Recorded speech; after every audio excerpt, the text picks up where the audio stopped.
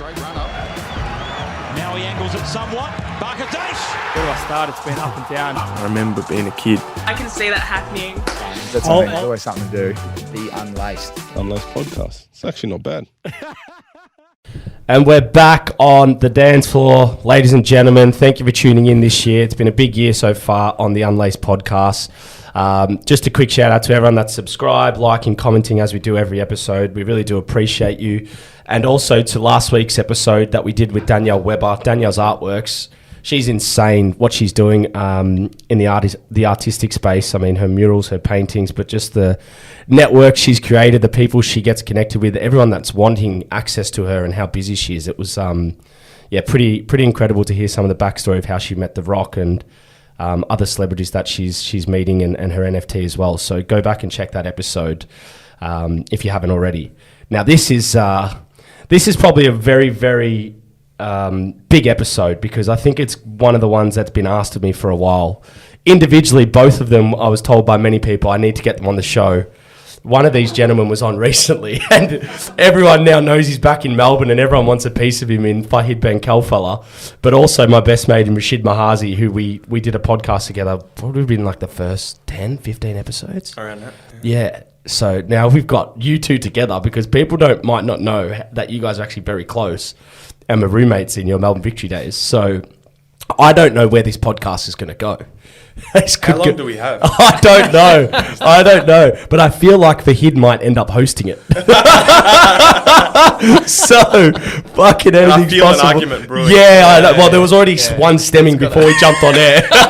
As soon as you mentioned the word NFT and crypto, he's like, fuck off, bro. He hates it. But, thank you for coming on, man. You're turning 30. This week. Yesterday. Oh, yeah, you turned 30. Yesterday. Oh, did you send him a message? Yeah. Oh, yeah, you didn't I called him, bro. I called him. You know why? Because, fuck, man. Sorry, bro. Someone said something about, I'm doing it near Jake's birthday on and I was like, wait, what date's that? Yeah, wait, It was literally yesterday. Yeah, oh, my God. I know your birthday as well. What is that, April 20th? Yeah. Yeah, because I always remember because the star signs. Shit best friend. Bro, that sums up our friendship. Yeah. And he doesn't give a fuck either. I didn't even notice. That's so fucked. I'm sorry, man. Nah, it's all right. Anyway, how does that feel, bro? Good, man. Good. I actually feel like the last couple of years I've like changed quite a bit, man. True. I actually probably have. You'd be a good judge of that. Has he changed feel like since you first met him? I mean, he's put on a bit of weight. Nah, he hasn't. mentally. No, he hasn't. No, He's always been that kind of like fucked up person. He always thinks differently. Always. He's always been like that. Yeah, now maybe because he's obviously growing up and getting older. But I mean my desire to go out. You've slowed down that. You know? Yeah. You've turned the corner. I mean as a person. Yeah, But I feel like career fucking not changed you, but that like slowed you down dramatically. Yeah, I think it's hard. Like when I was coming out of football the first time, it was like you come out and you're like, "Whoa, I just want to party as much as I can because I've been holding this in since I was 4 years old, pretty much."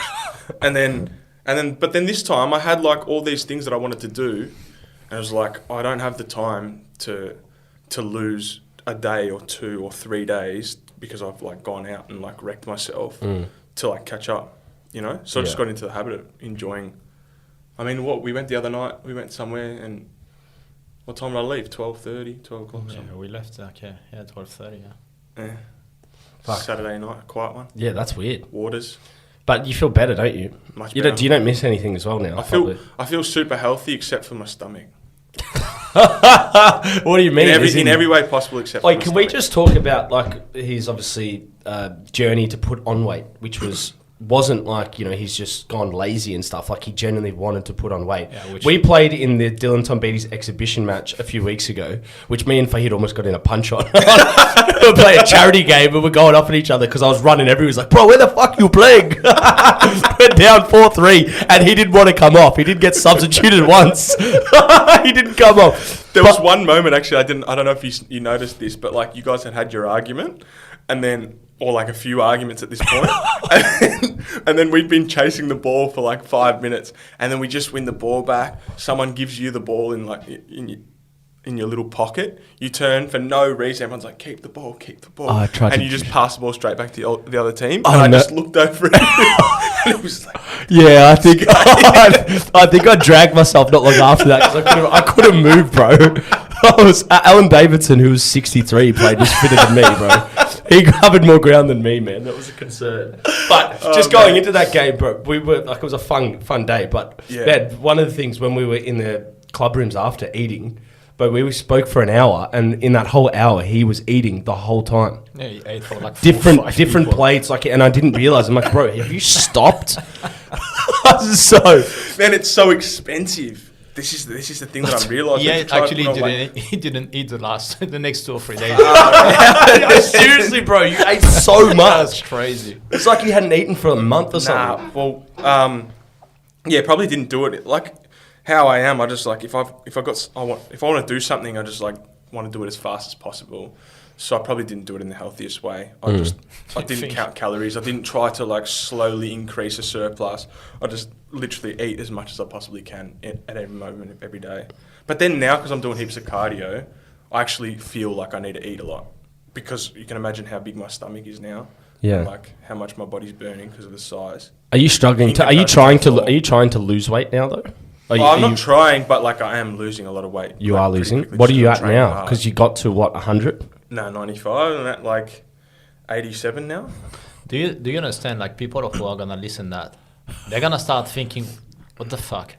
The guy actually tried to put like 15 or 20 kilos on, just For like a game. just like a game, Yeah. and like a purpose. I know. And like, it makes no sense. No, but you know, It's like trying to explain, and he tried, bro, to explain to me, and I was like, it still makes no sense, bro. Like I just don't understand that kind of stuff. Like you want to do something, you want to do like a marathon, Ironman, everything, and you challenge yourself. That's things like you've never done in your life, everything. That's fair enough. Trying to put 20 kilos on, bro. but why? I was like, I why? can't believe you did it too. was Like, he yeah, actually did it as well. I just want to do it.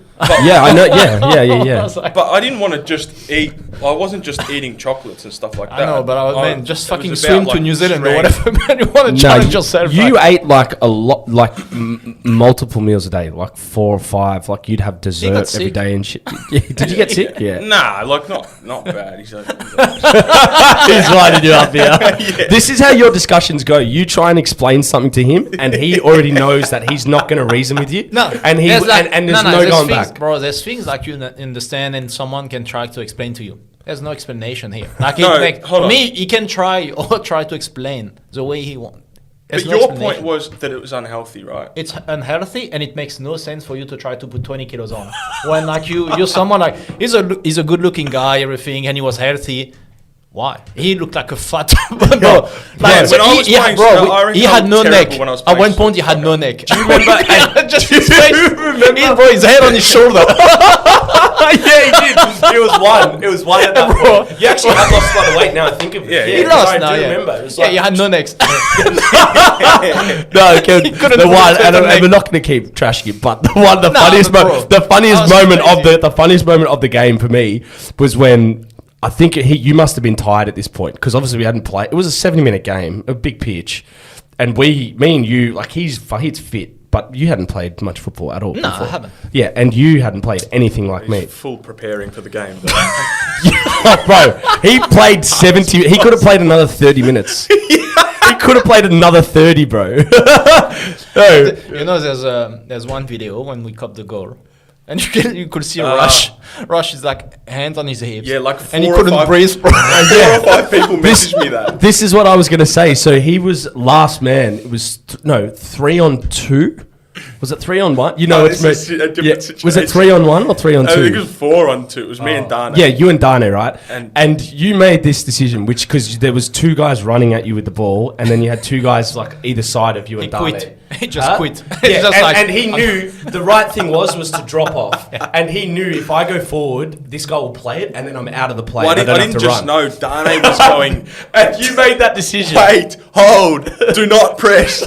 Did he say He's that? like, drop. Like, he said about 7 times. Oh, and I was no. just like, fuck this. And Yeah, just went. fuck, man. Yeah, that was one of my highlights that moment. But Okay, serious question. Do you think being able to run a marathon is healthy. An individual that's I'm not training saying like a that. soccer player or running marathons is healthy. Healthier than what you did, well, yeah, 100%. But just healthy, like ultimate healthiness. no, there's no ultimate something. It's about how you feel. But That's what I'm saying. Do you think it's healthy to train in the manner that we train, like when we're playing soccer? yeah, You think that's healthy? yes, it is. To redline the body every single day You don't run and get sick and like You don't get sick. go to bed after a game feeling like, oh, I can't walk for 3 days. Do you think that's healthy? Like So it's for a you, healthy like- individual. Yeah. Okay. I Agree think to I disagree. think I think you have a point. Like I reckon the it takes maximum- years off your life. Yeah, but I also think it also it keeps like Hold on, I don't know bro. about depending if you have injuries and what kind of stuff you do.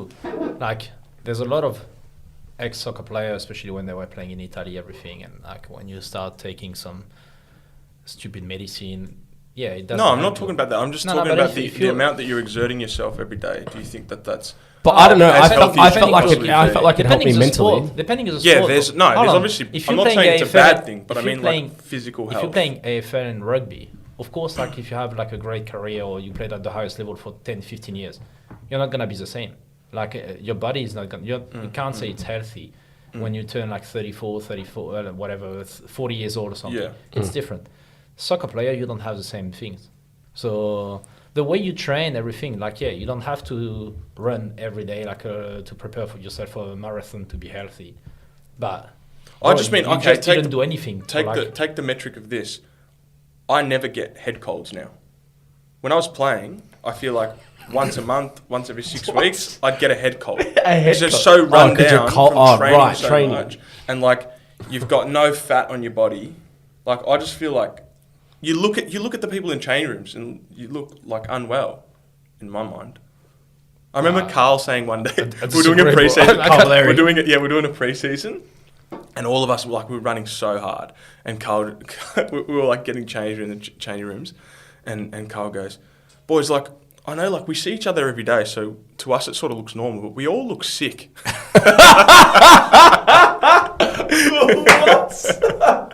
That's fucking hilarious.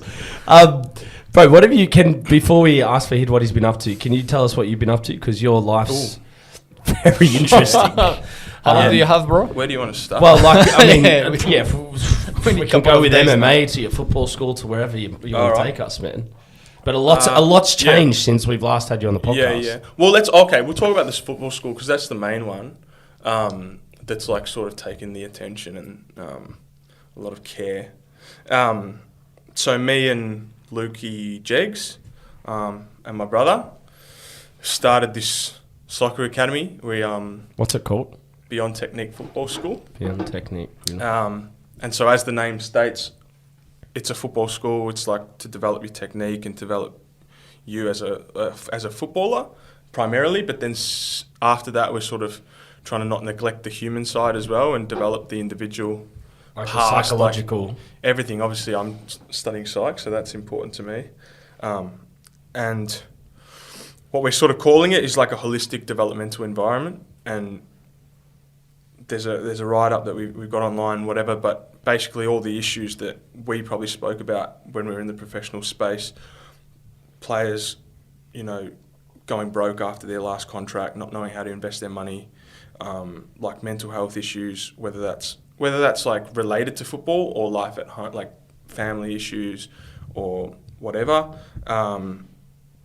Life after football, like what to do, how to get a job, how to study while you're playing, like all these things. Probably a lot of the stuff that the PFA helps players with, but we're trying to do it in the capacity of like a soccer academy that incorporates that all into it. So the kids are enabled to do it themselves. in a Exactly, sense. yeah. I mean, that's like one of the big things that we talk about is we don't want to like shelter them from the realities of football and life and like the difficulties of that. No, we want to like prepare them, strengthen them so that then when they face those realities, they're stronger and they can deal with it and they're prepared or whatever. So that's the idea. Fuck, that's crazy. Yeah, so this been in the making for a while, but you're actually starting to training sessions now. So hey? we've been working on it for ages, and like a lot of the stuff, it's probably taken a really long time because, I mean, obviously COVID and then learning how to start a business. Like, I didn't know anything about that. We're sort of just learning on the fly. Lukey probably knows a bit more, and so does Salim. But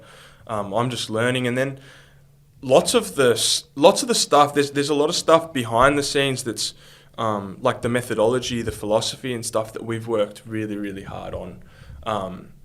That I feel like most players, ex-players or current coaches, they start an academy. They would just go with the idea of like, oh, what did I learn? And I'm just going to do that. Like, they're not thinking about actually what is the best way that a player learns and a player develops their passing. Like down to not just taking what you've learned and then like just replicating it, actually thinking, does that work in that situation? How to like refine it in the perfect way. I think you think like that quite a bit. He doesn't just take what he's learned and then just replicate it. Like, he actually thinks through, like, does this actually work? Or has that just been drummed into me since I was a kid, so then I'm thinking it works? You know what I mean?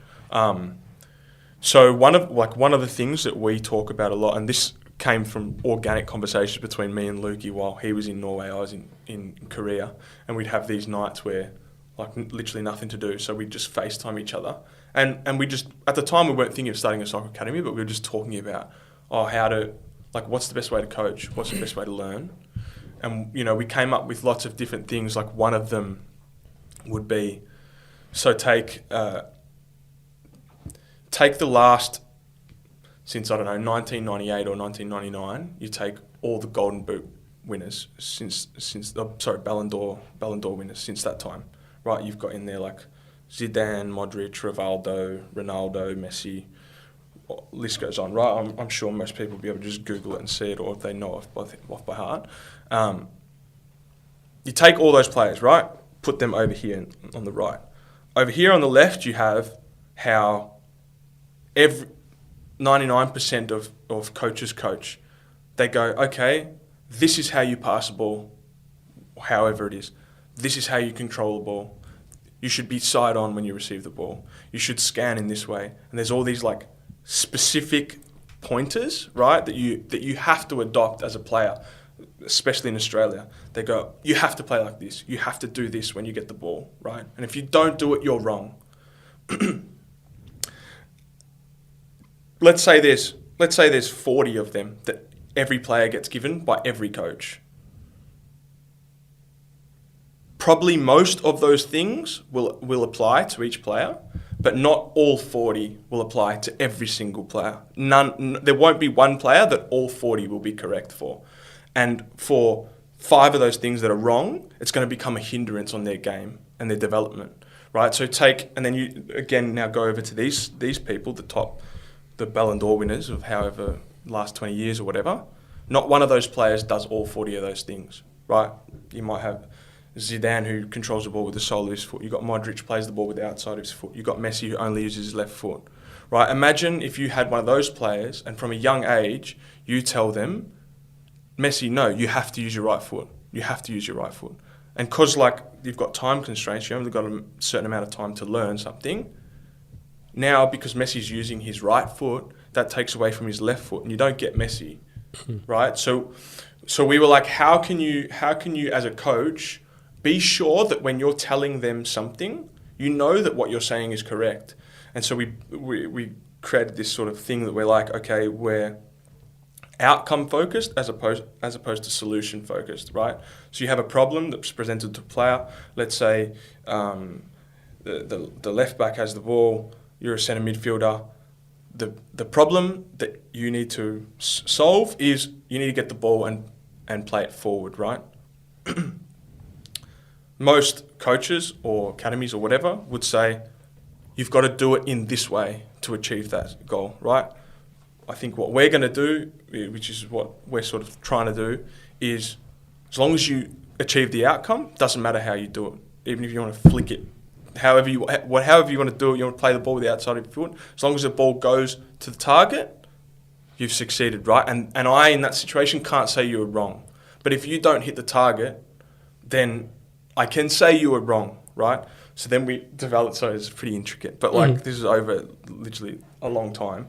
Then we developed this thing called like hierarchy of it's like objective truths versus subjective beliefs, right? So a subjective belief would be that you should control the ball with the inside of your foot, that you should be side on when you receive the ball as a midfielder, right? That's a subjective belief. So an objective truth would be it's better to score than to pass, right? It's better to assist than to pass backwards, right? So we developed this thing called the hierarchy of objective truths.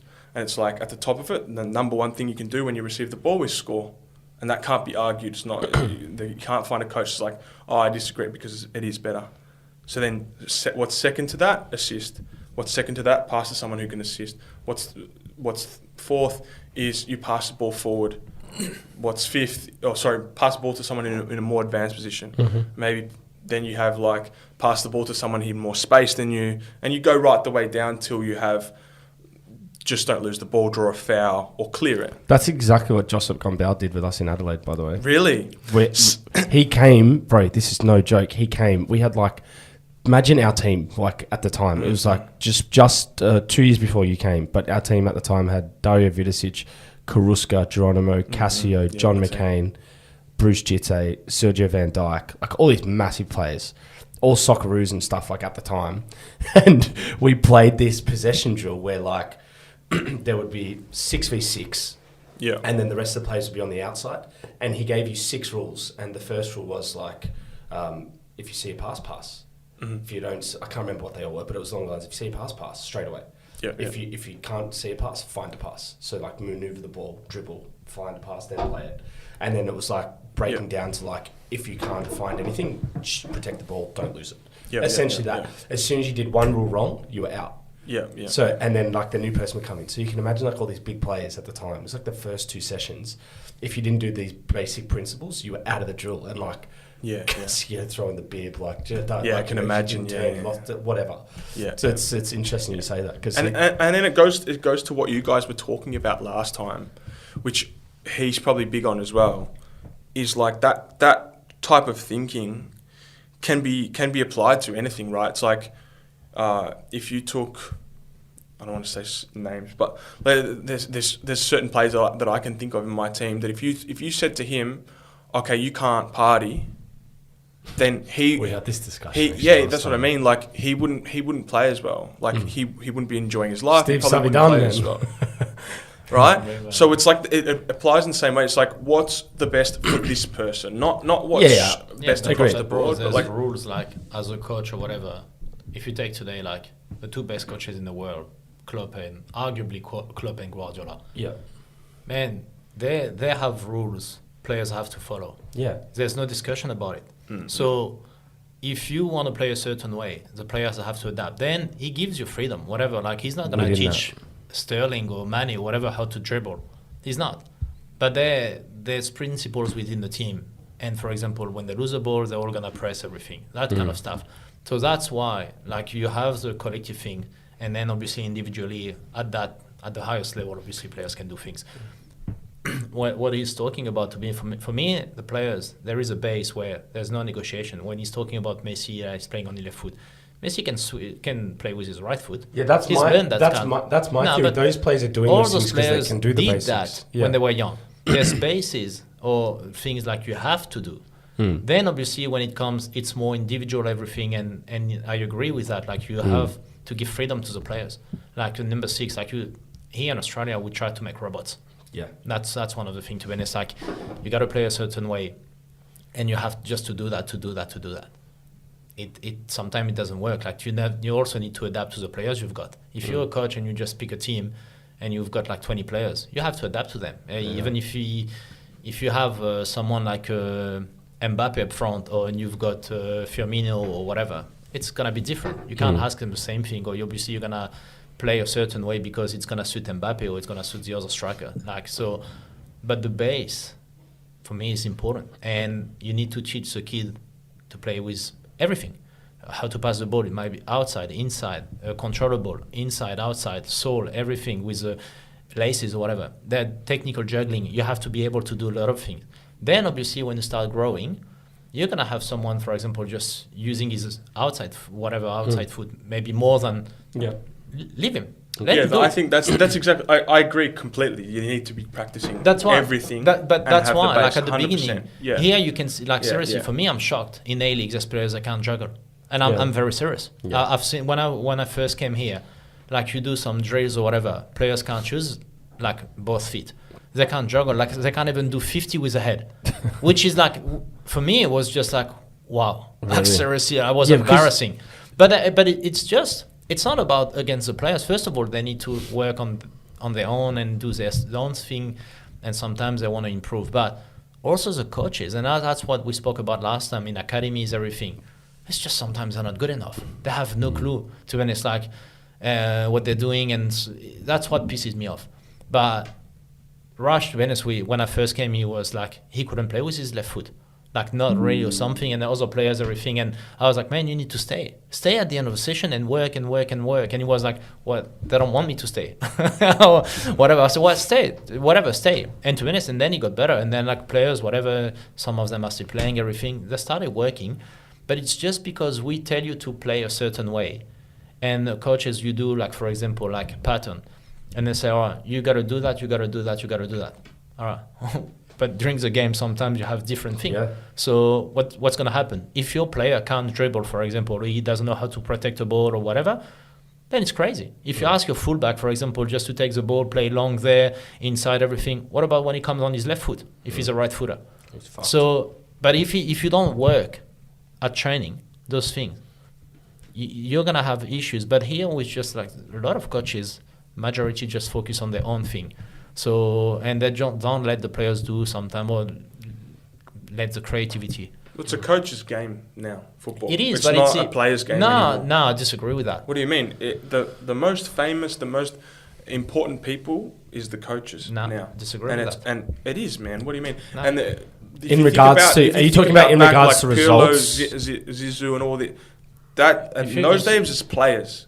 Yeah, but like hold on. okay, coaches were important, but it was players that was like people were. Like, It's the thinking same about thing the today, player. bro. If you have It's if about you, it's about the no, system. but the coaches and have the coach the and coaches this have and a that. massive impact. But on hasn't the it way always been like that? the coaches have a massive disagree. impact. Look at Liverpool. The last 6 years or 5 years or whatever, they've been amazing since they've signed like their centre back, him and Mane, like Salah. everyone. But they've built that team for like 4 or 5 years. Like Klopp was whatever. Like he first came and he said, "All right, I want a centre back. I want that," because he had a way to play, and he was like, "I want them." Now they have one of the best, if not the best team in the world.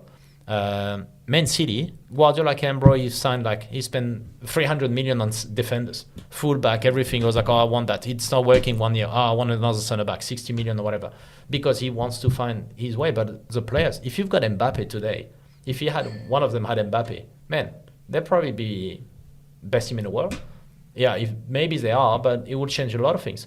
Today, Paris Saint-Germain, they've signed like Messi, Neymar, everything. It's not working. You can put any coaches. You had like Tuchel was there, Pochettino. They had before him Laurent Blanc, everything, and it didn't work. They couldn't win it, and sometimes they were close, everything Well, to who win they the have Champions as League. well? But look, today's a team. It's not the coach's fault, bro. No, I'm not saying, but do you not feel No, what like I'm there saying was is like there was a they're the one. shift in like in football when Barcelona came about with Pep? There was like a big shift where it was like, oh, it's more focused on systems now than individual players. Nah, I don't, bro. Barcelona, they had Messi. I know, and but he said don't you it think- like you he don't- actually you had don't an agree? interview about Messi, and he said, "I had feel like amazing you're players. lying. I think Like you I think agree. I would have won." He said, "Look, I think we would have won without Messi, but we wouldn't have won the same number of trophies or whatever." It's But like- the thing is, like, yeah. you've got some like he comes, he does his things. If you don't have Messi, you don't win it. Like back then, he was by far the best player in the world. Like you were on a different planet. Real Madrid without Ronaldo, you don't win it. With Ancelotti, Zidane, or something. If they didn't have Ronaldo, they wouldn't. Do you know what? Bro, for me, it comes to players. The coaches have a massive impact. Like on the season when you win. Look today, for example, like in A-League. Take Western United. They're first or second, or whatever close. John Aloisi's got an impact in that team. Also, the players he signed. So, but the player, if you don't sign the striker, if you don't sign the centre back, if you don't sign whatever, like other players, everything in midfield, there's the one But responsible. bro, no, but you're talking about like go to actually your experience of playing and the way exactly what you were saying before. Oh, when you get the ball, you have to pass here. When you do this, you have to do this. They're taking a play and then they're going, okay, you've got to play, like shave off all your edges and play in the system, to not express like who you are and why you got brought there in the first place. But then, for example, when I first came at Victory, I remember like we had like one game or something like pre-season, whatever, like internal game at Amy Park with like the crowd, and the crowd is allowed to come. And Muskie was like, "Hey, we lose the ball, like press, and like you get the ball, make a run behind." And I was like, seriously, like so confused. First of all, I couldn't understand what he was like saying. Your first internal game after like a week or whatever, 10 days. And like seriously, I was like so confused. I couldn't understand. I couldn't even understand. To be honest, like barely understand. He was like, "Fahid, run there, in behind, come back, press," and I was like, man, coming from France, I was like, hold on, I don't understand. And JP came. But you're not the language, but also the instruction of like. But I was getting confused because it's not. It's the way he wanted to play wasn't me. Yeah. It was just like I was like, well, he's wrong. Who's the player he picked? Like I need to get the ball. Like because as soon as we won the ball, for example, one of the first things was like making runs straight away in behind. Yeah, that was. But I had pace or something, whatever. I was quick. But I wanted to touch the ball, like so. You need to mix it up. If you do the same thing every time, it's not gonna work. And I was like, well, I need to touch the ball. And JP the Marini came, and I was like, I can't play this way. The ball is on one side, and like in France, like you take time, everything goes from one side to another, whatever. But here, the ball was on one side, and like you try to penetrate, and I was like, it makes no sense. And so we had a discussion, but I had to adapt. To be honest, like I also had to adapt, but I was like, I'm gonna play my football anyway. So, and I had a discussion with Kevin. I was like, you need to give me freedom. I know how to play football or something. I understand things. I'm gonna try, obviously, because you have to adapt to the coaches and you have to respect what he wants to put in place, because he's the one making decision. But I need to do my thing, whatever. And to be honest, he gave me that. Like he gave me my freedom, everything. So offensively, I think Costa was playing back then on the right or something, so Costa was more direct, but he allowed me to come inside and to touch the ball and things. For example, my first friendly game in Sydney in Tasmania, and like in France, like wingers, like you can swap during the game, whatever. You end up doing anything as long as like you're in the shape. And I was going on the right side, and I was Costa, swap. Costa was like, no. And I was like, you ran over there and he said no. And like first friendly, and I was like, is this cancerous? That's odd though. And I just told him like, and it was like my first game, and like when you don't speak the language, everything, you go somewhere, whatever, and I was like, what? Fucking go there. Right, that's why I love playing on the wing. And he was like, nah, he wanted to stay on the right, but because that was his position, and he in his mind was like, I'm just gonna stay there. And I was like, man, I'm just in a different football here. Like, it's just crazy. But then I had to adapt. But to be honest, like, Kev understood that kind of stuff, for example, with me. Yeah. We had also players like Guy Finkler, who was playing as a 10. Guy was doing exactly, he had quality, everything, but Guy was like, all right, I'm going to play that thing. Yeah. So he was doing good things, like, when he had on the ball, sometimes like doing his own thing, but everyone had like a proper task. To be honest, like him was like get the ball, play with a 10 or in behind or whatever. So yeah, it's the coaches say something, but if we didn't have like quality the first year, if we didn't have Matthew at the back or even Bess, like he scored so many goals, everything, it doesn't really matter about the system. It comes to the players. The coach can try to do something. He's got a lot of responsibility, but it comes to the player. But like take it, you're probably a really good person to talk about like the developmental processes in this, like pathways in this country, and like what you go through as a player. Because I didn't really do it too much because I left. I did it for a small period, but then I left. You did pretty much the polar opposite. Yeah. Because even like at Daniels, which was the academy, like it was more free. You were like, you're learning everything, but there's a slight element of freedom where the coach has like nuance, and they think, okay, in this situation, maybe this doesn't suit, like banging this into this player doesn't suit him, right? Obviously, like you said, you need the base, like everyone needs to work on their, whatever, first touch, like with every part of the foot, both feet, like everything like that. The base needs to be there. But what I feel like what happens especially in Australia, is any kind of personality gets banged out of you hard, and there's like a certain way to do things, and if you go outside that, you're not considered valuable as a player. Like, do you not? I don't want to like put it in your mouth, but do you feel like that was like your experience through? Yeah, it was. We were pretty like, especially at the AIS, it was like very robotic, like everything. But the coach, though, to be honest, he made better players from doing it that way.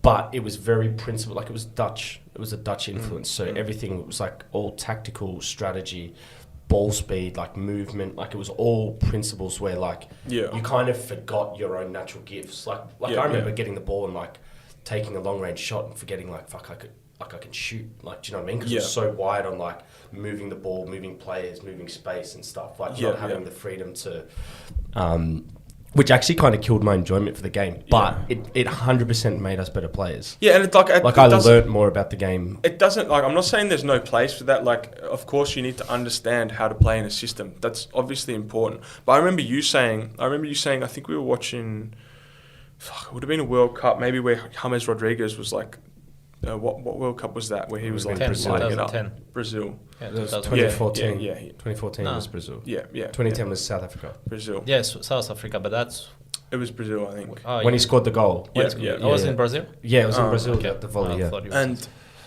And I remember you saying like, we've got a lot of good players in Australia, but like no one that really takes your breath away, like that makes you like that's go, different, whoa, bro. You played know. in Argentina or whatever, and it's part of it. It's kind of like a religion. Yeah. But do you So not think players do you not abroad? think Do that- you see? Do you see any kids playing here on the street and playing soccer? Okay, I understand. I understand there's different, other bro. variables. I understand there's variables of like, just culturally they're different But people. I understand there's there's the different competition things. between sports. Yeah. It's so expensive here. The country is so good. Like, it's actually one of the best country. Yeah. You went there, or you go to Africa, you've got nothing else to do. It's not like, your a lot of parents can afford to buy you a PlayStation or whatever, all that stuff. So the only thing is like a ball and you can play soccer. So when you grow up doing that, then you get better. Here, bro, look at the country, and I've said it heaps of time. The biggest issue here is the country is too good. Because it's seriously, and I've said it. You're not, and you don't get the desire. Create any need. Look today, for example. You're one of the example because you decided. So you were a soccer player, and you decided to stop playing, and to go to England or like in Europe, everything to play music and to do something. I was waiting for him to pop, I'll give you go that. to the fucking studio. I'll give you that example. So Yeah. all right, Yeah. because you obviously you were on a small salary here in A-League back then. If you were playing in Europe and you were making, for example, like an average salary, whatever in first division today is like 80,000 per month euro. It's like whatever 120, 130 per month. I don't think you would have made that choice. Because but it's true because Fucking today too right. you play in I would have A-League. done, Too right. But bro, look, you play in A-League. I'd still be playing too. Yeah, but if you play in A-League and you make 120. For example, whatever, it's an average salary, 120, 130 or something. Yeah. If you're not a starting 11, all right, you're gonna play for 10 years, but you're not gonna make a lot of money when you stop playing. So you've been doing something for 10 or 15 years or whatever. Sometimes a lot of people forget to go to school or they don't want to do anything else, which is stupid. Like, you should get like a lot of qualification and do uni, everything, because you do have time. So you do that, and then it's over, and you have to start working. So here, for example, they don't get the desire. If you don't make it as a soccer player, or even you can do things much better in life. You can open your own business. Rush, for example, today is like he's got his own academy, he's doing other things, whatever. You can do a lot of things that gonna make you make much more money. If you play in first division or even in second division in Europe, like in the top country, there's nothing else. Like, you can't make more money. Like very, very few people will make more money. So the desire to make it is very different. Here, you don't make it, it's hard, man, I'll do something else. I'll go there, what I'm gonna open a cafe. That's because the country is so good. I would argue, like, okay, The desire to make it, bro, for like take African countries or even But South America. we have so many sports here, bro. But bro, also like for them to succeed, it means they're gonna make so much money they can help the whole family. You don't have the desire here to get that, because it's inside. Like seriously, like when you have like whatever 20 people behind you, the parents, the grandparents, the children, everything, and you have to pay for everyone to help them to have like a normal life. Man, I'll tell you right now, seriously, it makes things very different. Here, you don't make it, doesn't really matter. So I don't think, I honestly think there's a lot of kids that are not, like, coming from Argentina, watching the kids, like, I saw kids way lazier in Argentina than I've seen here. Like, kids with their, I'm going to go train here, I'm going to train there. I've seen heaps of kids in Argentina that really probably need football, and they can't be bothered, and they sit there, and they're good players, but like they can't be bothered. I mean, and whatever. In general, like someone like you, when you start playing in first division, I've never seen any player like saying, "All right, I'm just gonna play music now. I want to go there and play music." And if you play like in the first division in top league, because like you just want to play, and there's nothing better. I'll tell you right now, seriously, for me, I played soccer at the highest level. There's nothing better in terms of job, because it was my passion. So making money, like, and you get paid because you're playing soccer. It's ridiculous. Like it's when you think like about actually it. it's a passion. Wait, So though. it's a job. You don't even take it as a job. But stay with the topic of the development. Like, I feel like I saw kids at 13, 14 years old in Australia. Yeah, I think there's desire here. That looked like, as a player, on the level of like an Argentinian, like a good Argentinian player. Yeah. And then by 16, I don't know where the gap I don't know drops. what happened to them. I don't know where the gap drops. Like, because I feel like at probably up until 13, 14, even 15, we're pretty close to other countries in regards to like some of our levels. Yeah. Because I went overseas and trialled at like 14, that's what I 15 mean. at Blackburn and stuff, and there was no difference. It was like, then it's the next phase. It's then when I went back over after my A-League career, and I was training with Championship, and I went back and trained with the 21s. It's like, these guys could all play in the A-League. Like, do you know what I mean? And they were all like kids. What So happens between those years? I don't know. That I ticked hypothesis- every box you could possibly tick in this country of every representative team and pathway you could go through. And I don't know, when we go to the Under-20 World Cup, we play Spain, we lose 6-0. And you've got those players. You can't even make the argument they're not training every day, because we have places that are training pretty much every day. When you're here, what they call academy, you're training 3 or 4 times. In academy, for example, I'm not gonna talk about other countries, because I'm just gonna talk about France. I know the country there. The kids, when they go into academy, the school is like they train first, and then the school comes after. So even if they try, like you train in the morning and then you have school afternoon, or you train every single day, you stay together. Yeah, but that's what I'm saying. At AIS, they used to do that. Yeah, but they was also training like almost every day. You went training 3 times? No, Here, like in academy, like today I used to was train 8 3 or times 4. a day. How many times did you train? It'd be minimum 1, sometimes twice a day. All right. So, but that's why also they got better, because you train more. Yeah. You only had 1 in Australia. How many players? Yeah. Okay, so yeah, now imagine you've got that's a that. big one, yeah, Imagine for sure. you've got that kind of stuff within every professional club. Yeah, that's a good point. Yeah, bro. So if Victory City, Western United, Western Sydney, all those clubs had things like that, and you can have the players to stay. Yeah. You look after them. Yeah, they it's stay true. with you. Okay, So the thought morning you experiment. look after everything. So you Okay. look after the food. You know how they eat to understand, because it's obviously you need to be healthy. You understand how to eat everything. It's gonna make you a better player, Okay, bro. fair enough. But thought experiment, okay? Take that. Let's say every club. Let's say there's more. There's say 30 clubs in the country that kids get that whole that process. They train every day, whatever, fed, gym, everything. But the only thing that has to stay the same is that they're coached in the same way as they're currently coached. Do you think we I think if you have the same coaches today, but you Argentina, train more, France, you're still, Spain. but you're still gonna be better. You're No, still it's going to be better. But do you think we're on the But level of now, them? Is what I'm saying. in terms of coaches? I think No, I'm saying like the kids. I'm Yeah. saying the players, in terms of players. Like, let's say Would you be they're at that training level? every day, they're doing all that stuff, but they're coached in the same way. Yeah. Do you think we equal the level of like the rest of the world? So we're talking about the coaching stuff. Yeah, I'm asking about the coaching. Yeah. Oh, I do think, and we spoke about that last time. I think you have really good people within the country. I just think I really think we don't use them. when you have like ex-soccer player, like former Socceroos, or people like who actually played at the highest level, and when you talk to them, they don't do anything, they're not even involved in football, it's scary. But the problem is like you don't want to spend money, you don't have enough resources, or clubs don't want to use that, they don't want to spend money on kids. Because the thing is, like, in my opinion, if I was the chairman of a club, I would say, all right, we've got the salary cap here. So you can't spend more than 2.6, 2.7 million. And whatever with the marquee players, all right, go to 4 millions if you want. But you can't spend more. But then, if you transfer kids, if you spend more, all right, we're going to spend $500,000 every time. So we're going to take 6 or 7 coaches, we're going to pay them good money. They're going to focus on that. We're going to build like accommodations, like kind of things. So the kids...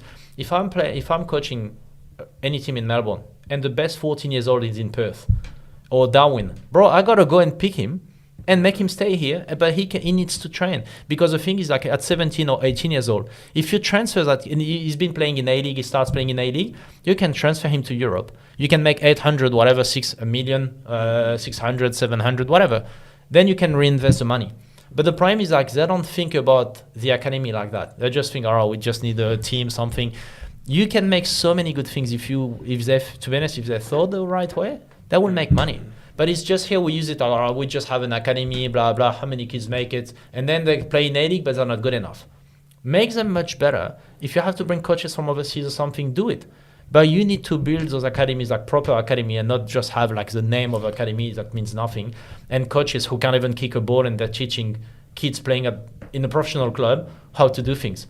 So all the coaches if you take in Europe, not biggest club, in any club's professional level, usually the coaches in academies are all ex-players.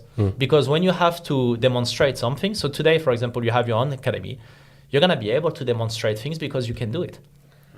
So you have other people having their own academy, and the guy can't even kick the ball. So, and then he's gonna ask, "Oh yeah, man, just give me $100 for an hour."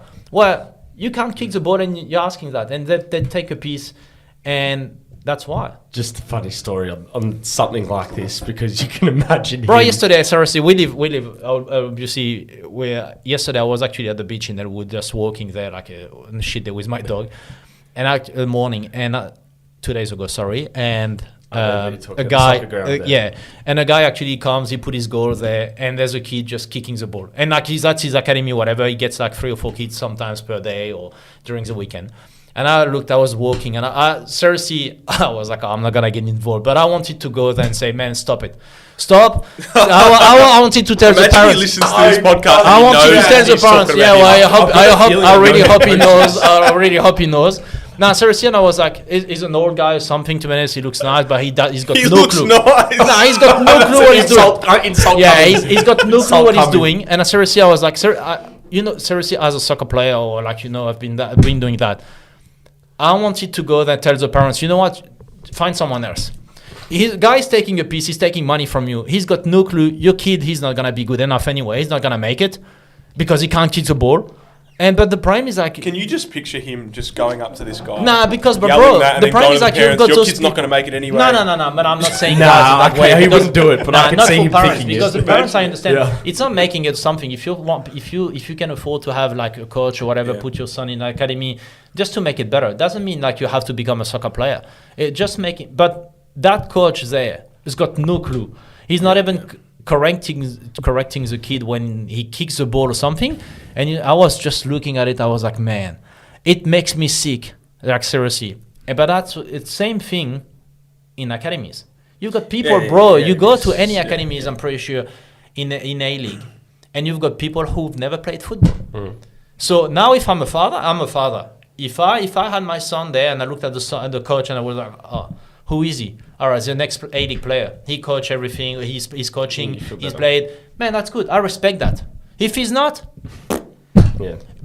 and people are gonna say, well, it's not because you haven't played, you can't be a good coach. Well, at the highest level, yeah, maybe. And seniors, everything. But there's so many variants. But I'll tell you right now. With kids, you need to be able to demonstrate. I agree. So all those kind of stuff and coaches, and I'll tell you right now, all those frauds, everything, they're gonna say, oh, Ben Khalfallah is wrong. Nah, man. Everyone coaching kids, if you start coaching in academy, you need to be able to demonstrate how to make a run, how to come inside, how to take your touch, everything. a lot of things. Great. But seniors, everything is different because it's man management, everything. It's more complicated. There's a lot. And now you can have great coaches who never kick the ball, but they understand the tactical side and man management. They have great skills, everything. That's totally different. In academy, man, if someone comes and says, oh, you don't have to play football, fucking bullshit. Fucking mic drop. Fucking bullshit. Fucking bullshit. Bro, imagine him approaching man. If I drop my kid off to train with Fahid, I would like just park around the corner. You'd love it. The window. You'd love it. Make sure he's because the thing is like you look, you have so many people here to be honest, they invest money. And even in amateur level, everything, there's a lot of people trying to put a lot of money within clubs and trying to do the right thing. It's just, but you've got those people taking advantage and saying like, because I read a book and said, oh yeah, that's what I'm doing, or because the guy watched TV, like he watched 3 games of Guardiola and he thinks he's Guardiola or whatever. It makes no sense. But I feel I don't like it because for the people who actually invest the money.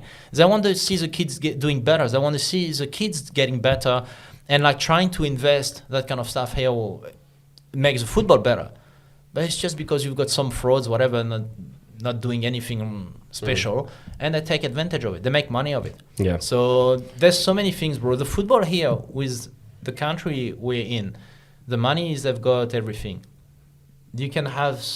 I'm not saying you're never gonna be like England, Spain, everything, but you can be definitely like much better in terms of competition. Well, like you said, there's no need, isn't it? Like because the country's like the economy's fine. Like exactly. But look at like why in 2006 you got AFL like. I think we overachieve as a country. Look the generation in 2006, what they call the golden generation.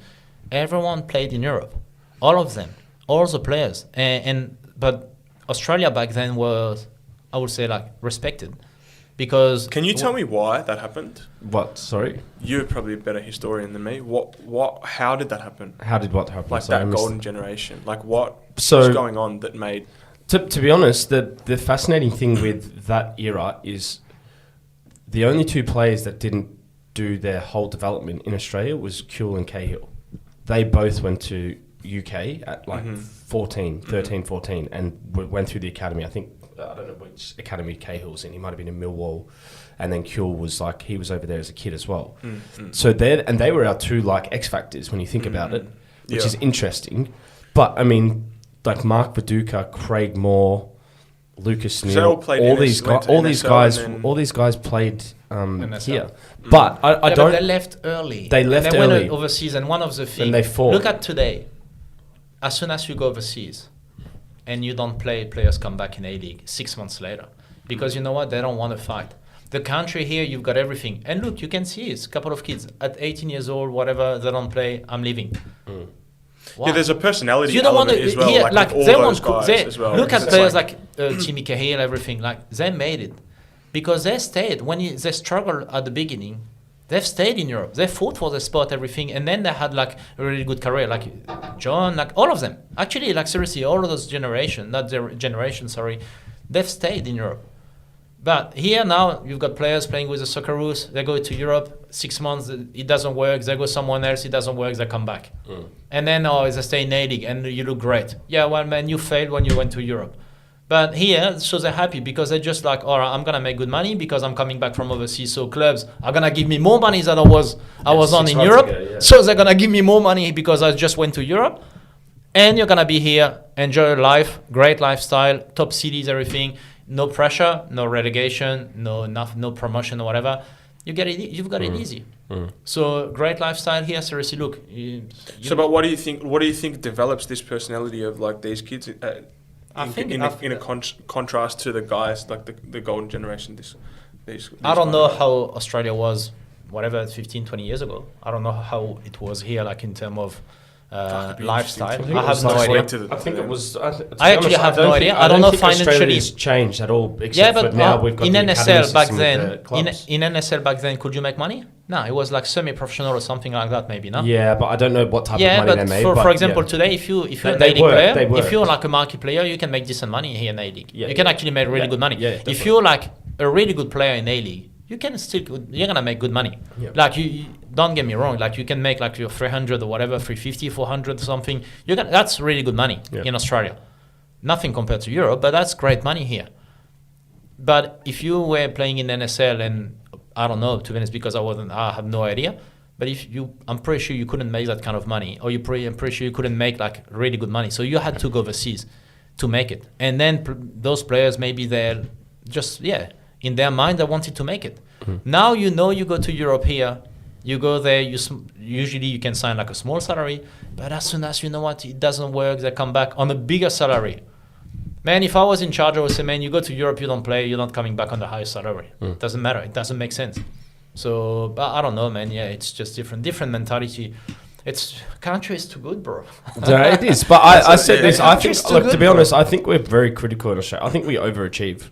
Like, I think the A-League at times, it'd be like, it's disappointing not to see like packed stadiums and stuff because we've seen it in the past. But like, bro, we've made fucking like the last 4 World Cups. Like, it's ridiculous. There's only 32 teams can go in the world, and we've gone to the last 4. So it's like, I don't know what more people want. Like, what do they expect us to do? Yeah, but hold on, bro. Like, hold on. What? So, don't you think like, all right, you take Japan. I'm gonna take Japan out of the equation because. No, like, I agree. But so I'm just talking like Asia, it's not as bad as what people think, right? No, like, but hold on. In Asia, so if you all right, Japan better. All right, I agree with that. But today, so don't you think like Australia, when they play the qualification, with the quality you're supposed to have, you shouldn't struggle? You shouldn't struggle. Do you think like you should struggle? Sorry. No, I think after now our history, we should. Do you think when you play some countries, I'm not gonna name any country because people are gonna say, but there's like really small countries. The smaller countries we should be and destroying. so today you don't. You actually struggle to beat them. I know. So and whatever we say in Venezuela, there is a lack of quality. About if you compare with like even 10 years ago. Yeah, that's what I'm saying. So it's not about not trying or something. Don't get me wrong. Everyone wants to try something, but they played against Japan. To be honest, when I watched the game against Japan, like Japan obviously they're just better. But then like you play against Saudi or whatever, like you still struggle. I really hope, to be honest, they're gonna make it. But at one point, like you're not playing against European countries. You're not playing against like South America. For me, I'll take 2 or 3 countries because I think it's overrated. But it's different. Like that's why. Like this is one of the first times. I think we spoke about this when we watched them play Japan. But I think Matty Ryan is probably the only one playing consistently in a top league. Yeah. Rogic, I think he plays sometimes. You've got in Celtic. I can't remember his name. One of the offensive midfield actually against. But I don't know if he plays much. But at least like you know what, they're there. But he's like, was it Frankfurt? He's at or Stuttgart? Something like that. He's a good club. Overseas everything, and you know what, they stay and they try to make it everything. So, but you don't have to play in one of the top league. If you play in first division in Belgium or Switzerland or Turkey or Greece, everything, they're like really good leagues. So if you play there consistently, you're gonna be good. Yeah. So, but the problem is like I think a lot of the players, as soon as it doesn't work, they just want to come back, and it means everything in terms of mentality. So, but the coaches who are in charge of the academies, they need to look at themselves. They need to look in the mirror and say, well, there's something wrong because people say, oh, we lack of quality. Well, you're the one responsible for that. So do something, get better. If you stop reading a book and travel, go see how they work in Europe, but all around Europe, not just one country or whatever, because 10 years ago, 15 years ago, Spain and the Dutch, that's it. It was just about that. Germany today is probably one of the best examples to follow, like the way they played everything. So you need to look at that. It changes every time, like different generations, different football. We did that like 10 years ago. We literally tried to copy the Dutch system. So then they got... Yeah, well, that was your whole... Yeah, the AOS, the Dutch coach, then the technical director was Hamburger. He was Dutch. You want to go to the World Cup? But you need to... It's important. For me, it's like you need to take the best of every country, but you need to keep your mentality. You're trying to make players look like Spanish players here. Yeah, which man, you doesn't don't make have sense, Iniesta yeah. and Xavi, Doesn't or make you don't sense. have Messi. So you're trying to copy something that's not gonna You suit have you. different bodies. You have Yeah, different so you need to have your cultures, mentality. the way you Your think. principles That's as But right. Yeah. you need to have like, all right, what's the biggest quality of Australia? All right, we're gonna stick to that. But then Just the grit. But then you need to. But then you need to true. obviously to go like whatever. See how it works for how they work in France. You look at Clairefontaine, all the club, everything. They're amazing what they're doing. The Germans, the same thing. Like Italy, what they're doing, everything. Then you try to get a lot of good things, but you need to have your mentality and like your own quality. You can't say someone like an Aussie guy, oh, I want you just to play one touch, like agreed. tiki taka, whatever. Seriously, yeah, right. The first touch of the ball is gonna go there. Bounce So off man, so no, but that's why. So you need to play with your quality, and stop trying to copy what they're doing, because what they're doing there. So we've gone full circle to what exactly I said, where you disagreed with. No, I said at the beginning you still need the base. Yeah. So if you can't, Yeah, fair enough. Yeah, true. you need No, the I agree. base. You Yeah, need to do the right I thing, agree. but then Yeah, you yeah. need to have. That's what I'm saying. This, I think we said this a while ago. We had this discussion, and what I think is like maybe the defining factor in like a footballer progressing or like getting better or whatever is knowing who you are. Like what? Yeah, what, but remember, like for example, you were like, so I was doing something in the game. I can't remember what it was. Muskie was telling me to do something, and like it wasn't working.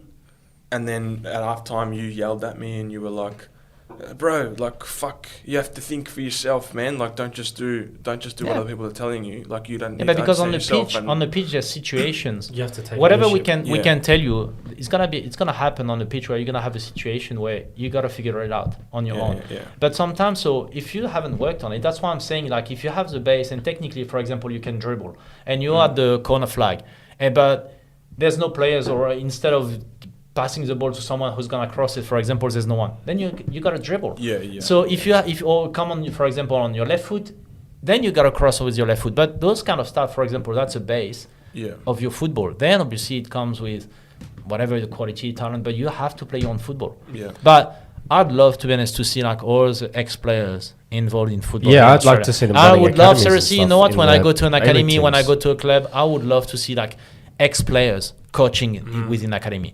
I'd love to see that, because you know I never what, even thought about you'll that, make really. you'll make the football That's why it's good much you're better. doing what you're doing, because it's people that have played. Bro, putting you'll make the time. football much better. Yeah. You've got like, seriously, it's amazing how many players like who played in A-League, sometimes they played overseas or whatever. You talk to them, they're just involved like in amateur clubs, sometimes they're not. So man, have them involved in academy. But the clubs, they need to pay. They need to pay. The federation, they need to have them involved. Like all the ex-Socceroos who did well for the country, why don't you have them involved? It makes no sense. Like sometimes, and that's why people say, yeah, man, you know what? If you have someone like who played at the highest level, Tim Cahill, he played, he scored, he knows the highest level. If you have him teaching the kids or whatever, like in a club, how to score goals, he's gonna tell you, he's gonna be able to correct players. Viduka is gonna be like, maybe some of them don't want to be involved, maybe some of them would want to. And have them involved. If you ask someone who played at the highest level, you don't have to be like the smartest guy, but he's gonna tell you, yeah, how to kick the ball, how to do that. Like, yeah, things. It's just different situation because we've been there. So yeah, it's crazy, man. It's crazy. I just want to go flip this a little bit and talk about your time at Victory together. What was because we obviously can't really ask Fahid this question, because and we obviously know what a great player he was at Victory. But what was it like for the boys in the dressing room when Fahid came? Like, did you guys know Fahid's pedigree? Like, what were the first impressions on him on and off the field? Oh, I don't. It's a good question for you to watch him answer. Yeah, I don't remember. I don't follow the French league or something. Yeah, but Just I can noticed that imagine he's a very angry little man. not much has changed. No, seriously. Nah, in a football sense, like, just everything.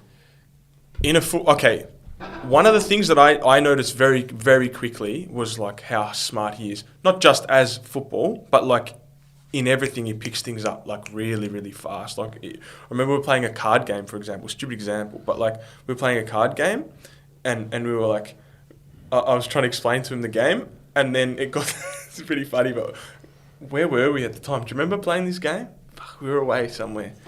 Anyway, and I'd been playing for like 3 days this game with Jason and Danny, and then he comes in 5 minutes, we're like explaining him the rules, and it gets to the point where he's like, yeah, bro, I get it.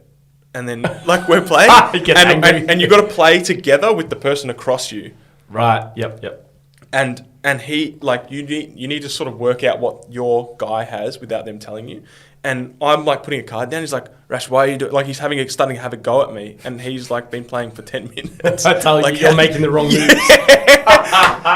And that's what he's like on the football field. But I mean, to be honest, I didn't know about him before when he come in, but I think he came with a presence of like really caring, really caring about. He didn't just come here for a holiday. Like it was pretty evident from the start that like when you play like a game, maybe not in training, like sometimes you maybe walk or something, but like as soon as it was a game, it was like, oh, he's not here to... Yeah, but see, this is the thing with him. Even if he did come here for a holiday, the way he is, he will still try and win. Yeah. He fucking charity game, who didn't want to come off. Yeah. He's been retired for fucking 5 years. Yeah. It's just the way, I think that's his DNA. Yeah. But I also thought, like, when he came, and it would have been interesting, is like the initial training sessions, like his technique, his, like the footwork, the thinking, those sort of things like that. Yeah.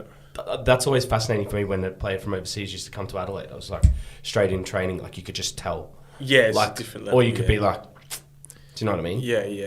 Yeah, like, to be honest, in like possession drills, in like training games, it wasn't so evident, but then as soon as we played a game, it was like, oh, like it's another level. You know, yeah. Like the first few games, I remember you got heaps of assists in the friendlies and stuff. Every time you got the ball, he would switch it to cross to the other side, and like, it was like in the games, it was like straight away, like, oh yeah, different. You know. What was it like rooming with Rashid? Well, to be honest, did you room with Danny or did you room with? Nah, Rashid? I was, because at the beginning I was with Mathieu Del Pierre. Because but Matthew got injured like after just a couple of games straight away, and I think can't remember. I think it was in Sydney. We went to Sydney, and I was supposed to be with Andrew in the booth. And Rush came and was like, he asked Andrew like to swap because he wanted to be with me. And Andrew was like, I feel like that went the other way, but anyway. No. And so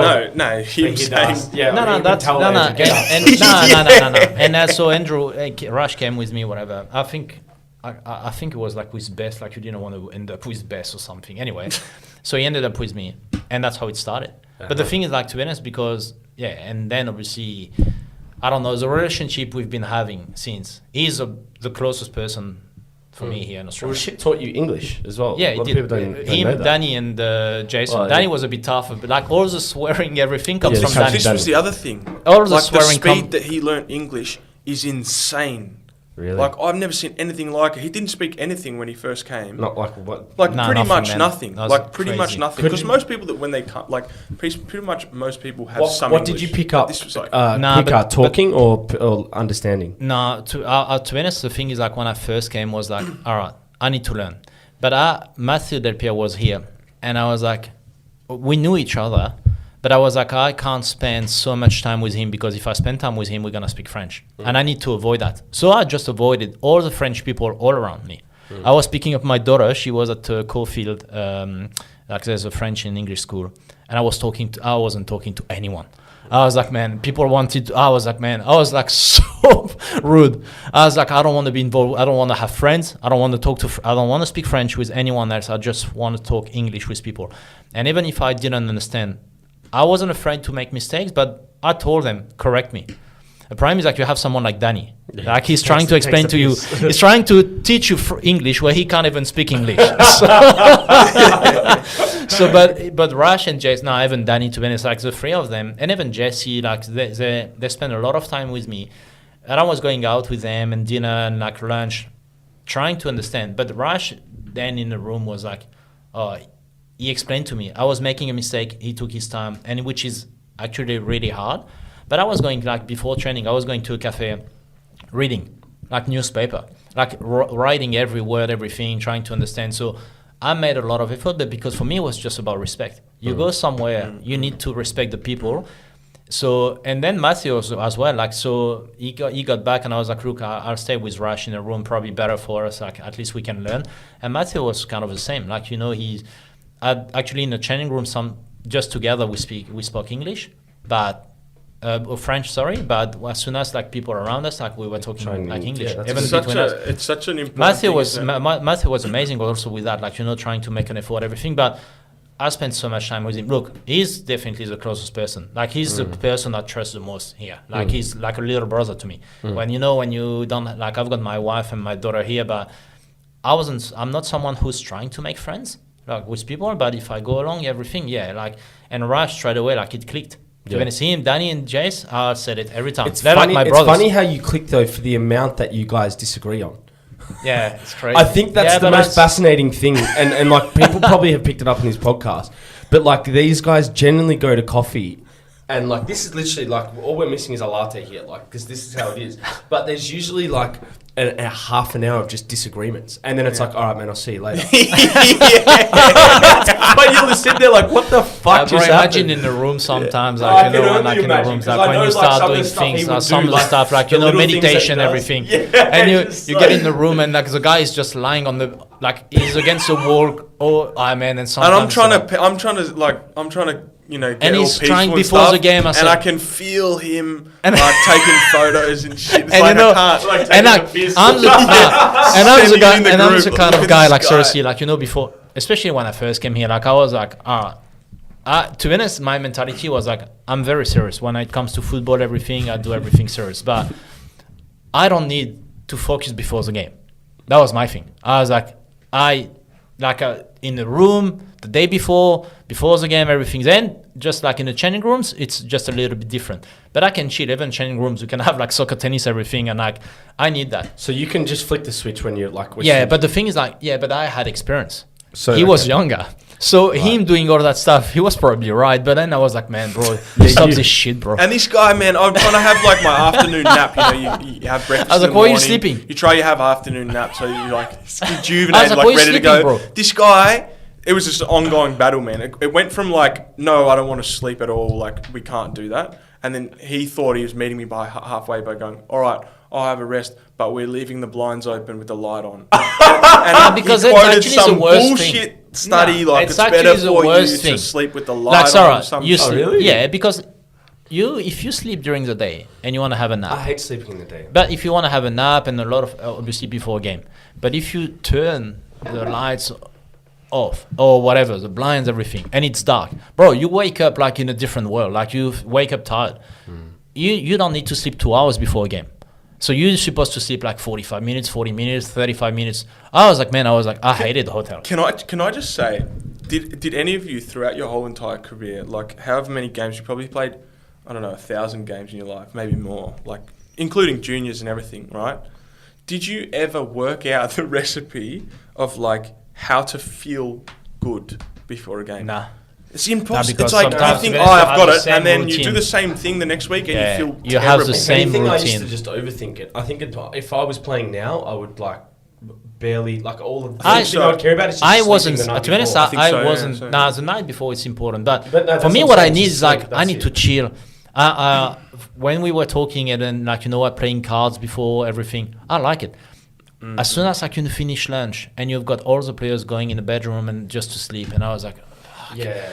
Oh man, I hated it. But I was sleeping in Europe. But then, like, when you start having more experience and obviously how to do things, I was like, man, I want to have a coffee. I want to go downstairs. I want to talk. Actually, for me, it was like, I want to do that.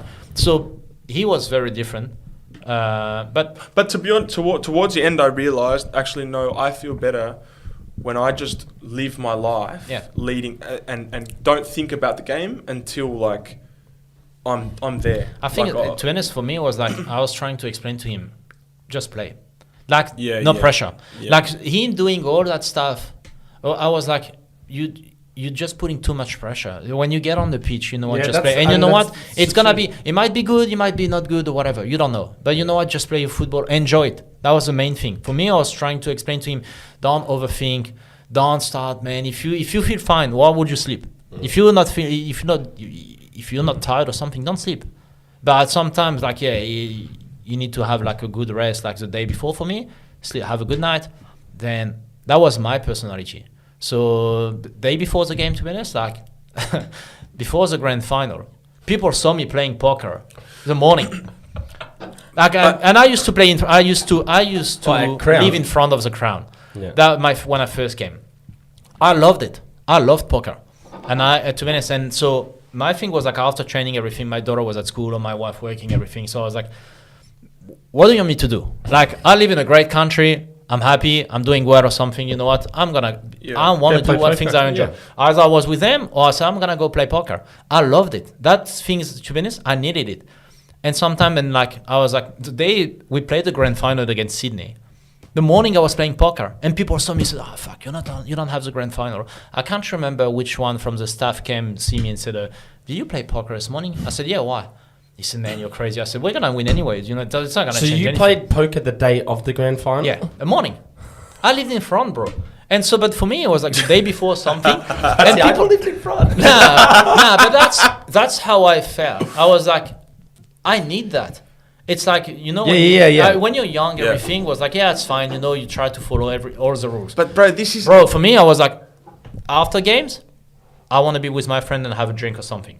So he after the game, I was like, well, if I want to go out after the game, because I know I'm not going to sleep, I want to do it.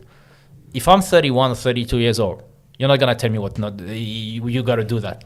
To be honest, so sometimes I was like, hey, I want to do it. But now you also understand, like, as a coach, for example, there's rules you have to follow. If the coach says, no one goes out, no one does it, then you got to respect that. If the coach allows you to do it, but I was with him, he was younger, or Jace, everything. So they went in the same position as me. So if, for example, they don't feel they need to go there, then stay. So, but that, especially when I first came here, in France, there's so many rules, like, about soccer. And here I was like, oh, at least I can enjoy it. You know, I can do my job on the pitch, and I know I'm serious. Like, you know, I don't take a piece when I play. I'm not here on holiday, but I want to enjoy my life. That was my thing, to be honest, my mentality.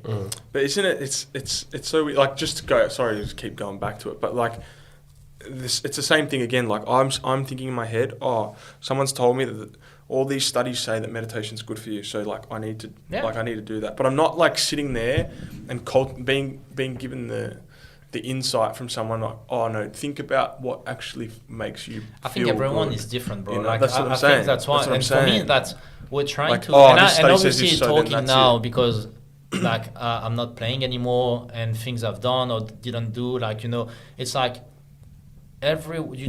you've got 23 players or whatever. All of them are different. Every one of them, you're gonna make one decision. You might make 2 or 3 people very comfortable, the rest of them not. Yeah, or you exactly. might make, but you have to do that as a coach, whatever, because you can't. But everyone is so different. If as I said last time, you know, we spoke. If one of my player, man, he's better he wants to party the day before the game, and he's so good, man, I'll take him out. Yeah. If I was the coach, I'll tell him go out, go out seriously. There's one story, man, in Bordeaux. There's one centre back, Soudé Diarra. He was like played for Senegal, everything. He's someone who used to have the reputation of partying a lot. Sorry guys, I'm just gonna have a cookie. He signed that you brought he signed for Bordeaux, and he was like because Bordeaux was such a big club, so he stopped partying everything when he got there. And he wasn't doing well. And the coach went to see him, like the assistant coach went to see him. He said, man, Thursday night up like a student party, everything. You're going out. He told him, he actually forced him to go out. He went out everything same weekend he played man of the match. He actually is the assistant coach went to see him. He said, man, you're going out, you're gonna party. Don't come back home before like 3 or 4 a.m. Because he knew he had the thing, he needs to do that. So I think like mentally is so important. Like, you know, as a coach, it's hard, bro, to go and tell one of your players like, yeah, you can go out. No, I know. But I think if the principle that's why I love it. That's why I love NBA, everything, because everyone there's so much freedom, and I think, to be honest, like, yeah, if I was coaching everything, I would try. Like, if I coach in daily, isn't it? But it's a balance. It's a balance, but I think like you need to understand the players. All of them are different. If some players sometimes are gonna say, "Oh man, I want to do that," you don't know anything. At 20 years old, you don't know anything anyway. At one point, like, you don't have enough experience. But when you get like to 29, 30 years old, everything, you know your body. So if you feel like, for example, I don't want to stay at the hotel. Like, for example, like, you know, during the nap, I just want to go and walk a little bit. It's not good. It's not supposed to be good. No, but it's not in Central Coast, one time, Danny Georgieski, we go on I can't remember, we went to the shops, I think, me, you and Anthony Crea. We were walking the strength and conditioning coach at the time. We were walking. We get back to the hotel, we look up, and we see Danny, it's like afternoon of the game, sitting, sunbaking out on his balcony like that. And Anthony Cree's like, look at these fucking guys. But that's a gun. But it's a perfect example. Yeah, but that's Danny's great. I love it. And then he'll play it as the best player. He doesn't give a but fuck. I think like that was probably stupid or something. But I think like there's rules, like, you know, if the guy tells you like, yeah man, I'm gonna go and stay in the sun, like, you know, it's gonna make you tired. You know, the sun makes you tired. I feel like you learned that when you're like 7 years old. He's a professional player. You know it's gonna make you tired. But if you go then sunbake or whatever, that's and just how stupid. Reclined his seat. But you know, I think I love it.